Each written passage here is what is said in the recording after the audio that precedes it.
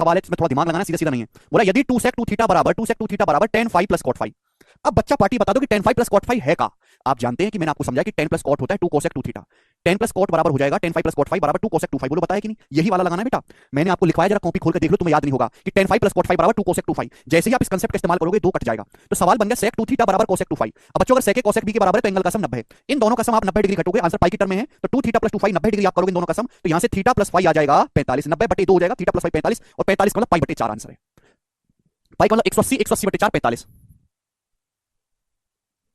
ठीक है, कर पाओगे? आप बोलोगे हाँ जी सर हम कर पाएंगे। आगे चलेंगे 162 नंबर सवाल, ये करो बच्चों, वेरी वेरी फेमस सवाल, दिस इज बनाइएगा। जो ज्योति जरा कॉपी खोल के देखो, स्टार्टिंग में ही, सबसे स्टार्टिंग में मैंने आपको समझाया था, ठीक है, फॉर्मूले भी लिखवाए थे जी। What the value of this, सवाल का आंसर क्या होगा मेरे प्यारे? जवाब दीजिएगा तो आप कहोगे सर अगर ऊपर ध्यान से देखेंगे तो एंगल का सम 90 है, थीटा थीटा 90, 78 12 90 है, तो सेक और कोसेक भी बराबर होता है, कट जाएगा। यहां भी देखेंगे स्क्वायर तो है नहीं, एंगल का सम 90, 23 67 90, एंगल का सम 90, तो tan cot भी बराबर होता है, माइनस में प्लस में कट जाएगा। तो भाई ऊपर जीरो है, भाई नीचे तो जीरो नहीं है। जीरो को जीरो के अलावा देखो, जीरो को अगर आप जीरो से भाग दोगे तो अनडिफाइन है। जीरो को अगर आप जीरो से भाग दोगे मेरे प्यारे भाई तो अनडिफाइन आता है। लेकिन ठीक है, ध्यान से सुनिएगा मेरे प्यारे भाई, जीरो को जीरो के अलावा किसी नंबर से भाग दोगे जीरो आता है मेरे दोस्तों, जीरो। ठीक है भाई, किसी भी संख्या को अगर आप जीरो से भाग दोगे तो भी अनडिफाइन आता है, तो भी अनडिफाइन आता है। आप बोलोगे हाँ जी सर बिल्कुल सही। तो यानी कि जीरो को जीरो के अलावा नीचे कुछ भी या जीरो नहीं है, भाग देंगे तो जीरो आएगा। सिंपल सा कंसेप्ट है, एक सेकंड में ये बताएंगे। 163 नंबर सवाल, बड़ा प्यारा सवाल है, कौन करेगा जी? इस पे बहुत सारे सवाल आपको प्रीवियस में मिल जाएंगे, बहुत सारे। करो सवाल में आपको काफी लंबी चौड़ी की क्वेश्चन दी है, पूछा y का मान क्या होगा। चलो प्यारे भाई, तो देखो यहां से ये sec square 59 minus cot square 31 क्या हो जाएगा 1। भाई 59 का कॉम्प्लीमेंट्री 31 से sec बदलेगा cosec में, तो cosec square 31 degree minus cot square 31 degree कितना हो जाएगा 1। 1 गुना 6 6 माइनस sin 90 1 होता है, 1 का स्क्वायर 1 2/3, क्लियर है, माइनस एंगल का सम 90 है तो tan tan भी 1। 56 34 90 है तो tan 56 गुना tan 34 1 हो जाएगा, माइनस 3y बराबर राइट साइड में क्या आएगा? राइट साइड में y/3 आप बोलोगे जी सर। अब यहाँ पे देखो आप 3 3 18, 18 में से 2 घटाएंगे 16/3 बराबर, ये y उधर जाएगा तो 3 3 9 1 10, 10 y/3 हो जाएगा मेरे प्यारे भाई। 3 से 3 कट गया तो y का मान है 16/10, 16/10 मतलब 8/5, 2 से काटेंगे तो y का मान 8/5 है, यानी कि पहला ऑप्शन सही है। तो केवल सिंपल कैलकुलेशन करनी है, आगे चलेंगे बच्चों। ये बताइएगा 164 नंबर सवाल बनाएंगे स्टूडेंट्स। सब कुछ करते हुए भी बस 6-7 आवर्स ही पढ़ पाते हैं, क्या करें प्लीज गुस्सा मत होना। शिल्पा अगर आप 6-7 घंटे भी पढ़ पा रहे हैं और पूरे मन से पढ़ रहे हैं तो कम नहीं है, ठीक है। 6-7 घंटे से आपको ज्यादा 9-10 घंटे की पढ़ाई तक पहुंचना है, तो आप आधे से बहुत ज्यादा आगे निकल चुके हो। सवाल एकदम लल्लू ही आकाश एकदम तुम्हारी तरह, ठीक है जी। तो टेंशन मत लो सवाल को, मैंने पहले बोल दिया ट्रिग्नोमेट्री की बेसिक शीट है और बेसिक शीट से ही पेपर में सबसे ज्यादा सवाल आते हैं, ठीक है जी। आज YouTube पे हमारा YouTube चैनल गगन प्रताप मैथ्स है, आप उसको सब्सक्राइब कर लो सारे लोग। उसमें मैंने एमटीएस का जो पेपर हुआ है 2022 का, उसके टॉप 50 क्वेश्चंस को मैंने सॉल्व कराया है, आप जाके वो सवाल भी देख लेना, टॉप 50 क्वेश्चन को। यदि x बराबर tan 40 इंटू sec 25 डिग्री है तो इसका मान बताइए क्या होगा। अब देखो आंसर x की टर्म में बताना है तो भाई इसी रूप में कन्वर्ट करो ना। चार, अब tan 50 डिग्री, tan 50 डिग्री का क्या मतलब है 1/tan 40। भाई आप जानते हैं एंगल का सम 90 है तो tan गुना tan भी 1, 50 का कॉम्प्लीमेंट्री 40 है मेरे दोस्तों, tan 50 को लिख सकता हूं मैं cot 40, और cot 40 मतलब 1/tan 40। बोलो बात समझे, इनटू 65, यहाँ 25 है तो 65 का कॉम्प्लीमेंट्री 25, cosec किसमें बदलेगा sec में, तो ये हो जाएगा मेरे प्यारे भाई। और यही tan 40 sec 25 आपको x दिया हुआ है, ये x आपको दिया है, यानी कि इसका जो मान है वो 4/x है। इसकी जो वैल्यू है बच्चों वो क्या है 4/x, 4/x इसका आंसर है बी ऑप्शन। बड़ा आसान सवाल था ये, आगे चलेंगे करूंगे। 165 नंबर सवाल बताओ, इससे इजी क्वेश्चन क्या ही बनेगा, बस खत्म होने वाला है। 5 को sec स्क्वायर थीटा से भाग देंगे तो 5 cos square theta, 1/sec cos।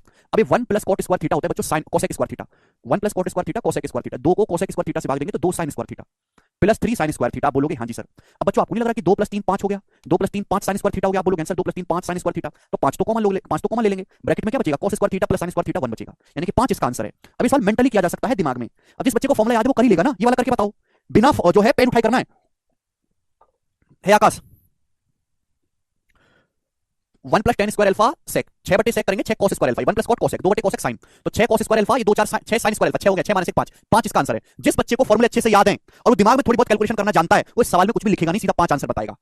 जो नहीं जानता हो पागलों की तरह कर लीजिएगा मेरे दोस्तों। ये रहा सवाल आपके सामने 167, करो जी बच्चों। ये सवाल आपके सामने है, दो तरीके, या तो फॉर्मूला खोलो भाई, इन सबको आप एक्सपेंड करो फिर कैलकुलेट करो तब आपका आंसर आएगा। भाई यहाँ क्या है, x एक एंगल है, और मेरे प्यार भी अगर इस सवाल के ऑप्शन को देखेंगे तो आंसर x पे डिपेंड ही नहीं कर रहा, x कोई भी एंगल हो सकता है।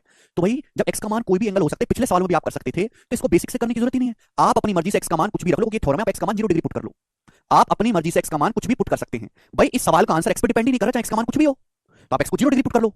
तो 0 पुट करेंगे मेरे प्यारे, तो sin 0 0 हो जाएगा, sin 0 0 हो जाएगा, sin 0 0 cos 0 1, तो -1 की पावर 4 1, cos 0 1, 1 का स्क्वायर 1, ये 6, और मेरे दोस्तों 4 6 4 10 3 13, सवाल का आंसर हो गया खत्म।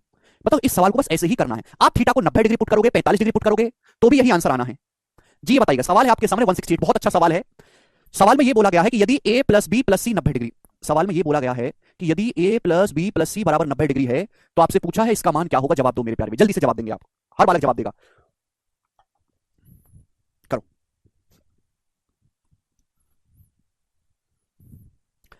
सवाल में आपको एक कंडीशन दी है, ये सवाल में दी गई शर्त है कि a b c 3 ऐसे एंगल हैं ए बी सी तीन ऐसे एंगल है मेरे प्यारे भाई जिनका सम 90 डिग्री है। तो आपसे पूछा है इसका मान क्या होगा। आंसर ए बी सी की टर्म में है नहीं। इस सवाल का आंसर ए बी सी पे डिपेंड ही नहीं कर रहा कि ए बी सी है क्या। अदरवाइज तो आप इसको बेसिक से खोलना पड़ेगा, इसको फिर एक फॉर्मुला बनेगा, लेकिन उसमें टाइम लगेगा। तो जब इस सवाल का आंसर ए बी सी पे डिपेंड ही नहीं कर रहा तो आप अपनी मर्जी से ए बी सी का कोई भी मान रख दो। आप कोई भी मान रख दो, लेकिन ये बात ध्यान रखना कि ये वाली शर्त सेटिस्फाई होनी चाहिए। आप कोई भी वैल्यू रख दो जो आपको पसंद आए। एक बच्चा कहता है सर ए को 90 डिग्री रख लो, बी को भी 0 डिग्री रख लो, सी को भी 0 डिग्री रख लो। कोई बालक ये कहता है सर मैं ए को 0 रखूंगा, मैं बी को 90 डिग्री पुट करूंगा, सर मैं सी को 0 डिग्री पुट करूंगा। आंसर पे दो धेले का फर्क नहीं पड़ेगा, आंसर सेम आएगा। आप ए बी सी का मान कुछ भी ले सकते हो, कुछ भी का मतलब कुछ भी, बट ये ऐसी वैल्यू लेनी है कि जहां ए प्लस बी प्लस सी 90 डिग्री बनता हो। तो मैंने ये लिया, आपको ये पसंद नहीं, आप कुछ और ले लो। बच्चा कहता है सर मैं तो ए को 45 लूंगा, मैं बी को 45 लूंगा, सी को 0 लूंगा, बिल्कुल ओके है। आंसर सेम ही आएगा कि आंसर एबीसी पर निर्भर ही नहीं करता। तो जिस सवाल में कोई शर्त दी गई है उस शर्त के आधार पर आप कोई भी वैल्यू ले सकते हो, बट वो शर्त गलत नहीं होनी चाहिए। ऐसा नहीं कर सकते कि सर मैं ए का मान 100 लूंगा, मैं बी का मान 10 लूंगा, सर मैं सी का मान 7 लूंगा, सर 7 पसंद है उसको। ऐसे नहीं कर सकते, इनको जोड़ के 90 कहां है। सवाल की शर्त सेटिस्फाई होनी चाहिए, तो मैंने ये रख लिया। अब मैं बी को 0 सी को 0 रखूंगा तो ये बी 0 सी 0 साइन 0 बन गया, साइन 0 0 होता है। मैं बी को 0 रखूंगा, सी को 0 रखूंगा, रख दिया मैंने दोस्तों। ए है 90, 90 बटे 2 45, साइन 45 1 बटा रूट 2। बी 0 हो गया, सी 0 हो गया, 180 बटे 2, 180 बटे 2 मतलब 90, साइन 90 डिग्री होता है 1, 180 बटे 2 90, साइन 90 डिग्री 1, ये 1/√2 आंसर है। बी ऑप्शन 1/√2 इस सवाल का आंसर है